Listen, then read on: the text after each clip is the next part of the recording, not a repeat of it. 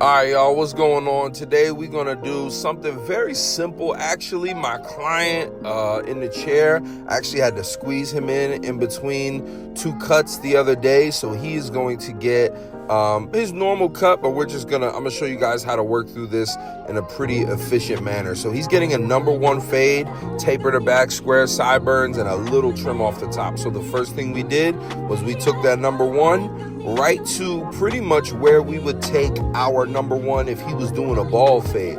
And that is, I think, the key to a really nice number one fade or a really nice shadow fade. Sometimes what barbers will do, especially when they're new, is if, say they're doing a number one fade, they'll put the number one guard, like the line, where they would put their line if it was a skin fade, which is gonna make that number one very, very low, and it's gonna be hard to blend up from there. It's almost gonna look dirty. So you really always want to, wherever you put your number one in a skin fade, if you're doing a number one fade, put that number one in the same spot, and that will allow you to get a nice clean transition still, even though it's not bald at the bottom.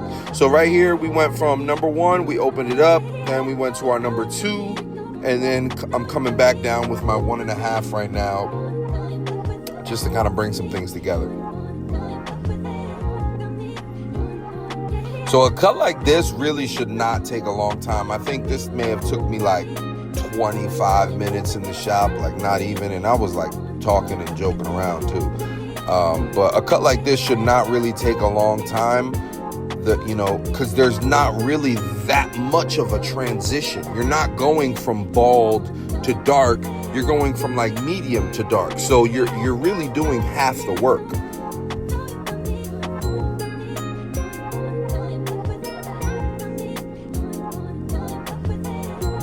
And you want to make sure that as you pass through with your clipper, you want to make sure you brush that debris away.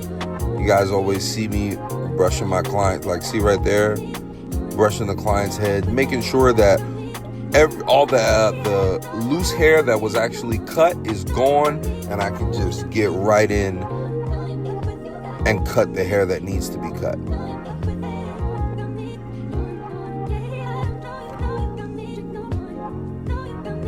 So just like normal, the majority of this blend is going to be done with that one guard, but you do want to make sure that it transitions nicely into the top. And right here, we're taking care of the back.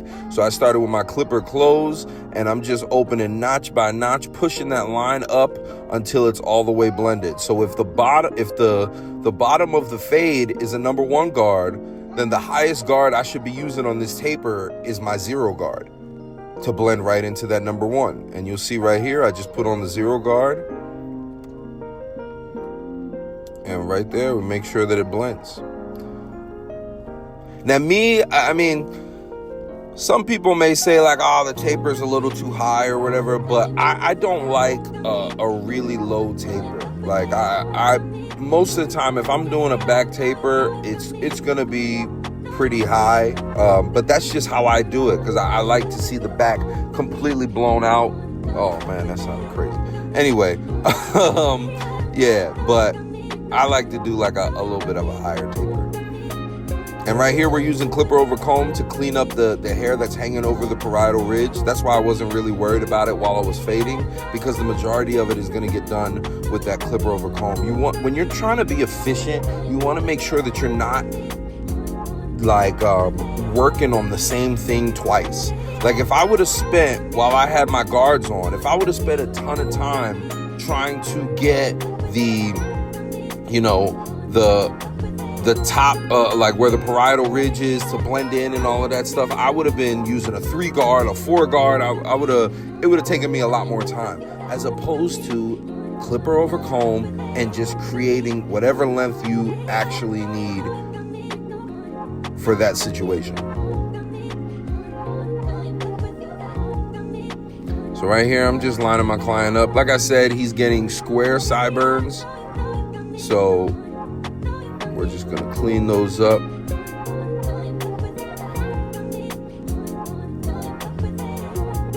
The mustache is fire too. We're gonna have to tackle that later.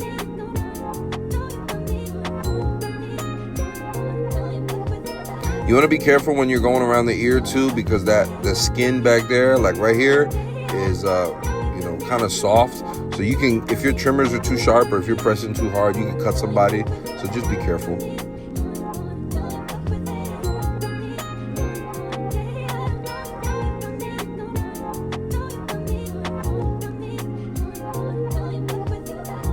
As you're working around the corner of the ear or the C cup right here, you want to make sure that you're using the corner of the blade. See right there, wow, those last like 3 teeth. That's what's going to get you that nice curve on your lineups. Whether it's around the ear, whether it's the C cup area, that's how you get the nice curve.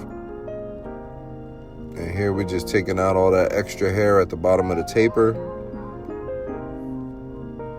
And again, you guys see, I preach this all the time, like using your clipper close to start your fade makes, debulking everything that's supposed to be bald a lot easier.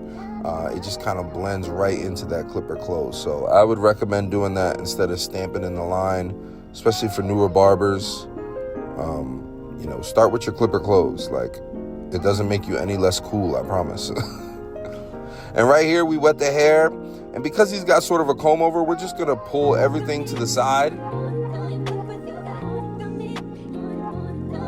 Remember, you guys, I've talked about this. Imagine a square cube on square cube is double. But anyway, imagine a cube on top of your client's head, and you're going to pull all the hair to meet the sides of the box for whatever is appropriate for that haircut. So we pulled everything to the side to make it blend into the sides. Now we're pulling everything straight up to make sure that all the hair is even and square straight across. Just because it's a comb over, you don't need it to be super long on the one side. Everything should still be square across so that the client can, control their hair and they don't have any extra weight on one side. You want to make sure that everything's sitting nice and balanced on top of the head.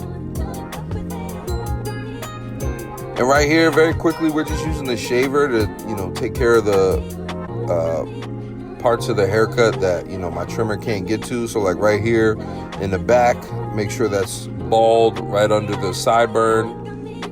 And then here, we just gonna tap that mustache a little. I mean, honestly, my clients, even if they book a haircut, if they ask me to clean up their mustache, I will, just because it takes 2 seconds. It doesn't really take that long. Now, if it was like, yo, can you get the chin hair and stuff like that, then it would be haircut and beard price. But, I can take care of the mustache in 2 seconds,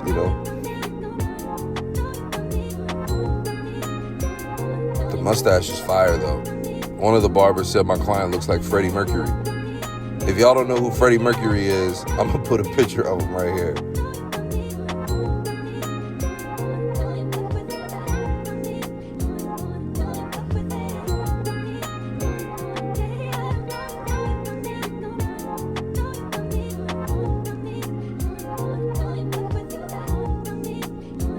All right, and now we're going to dry the hair.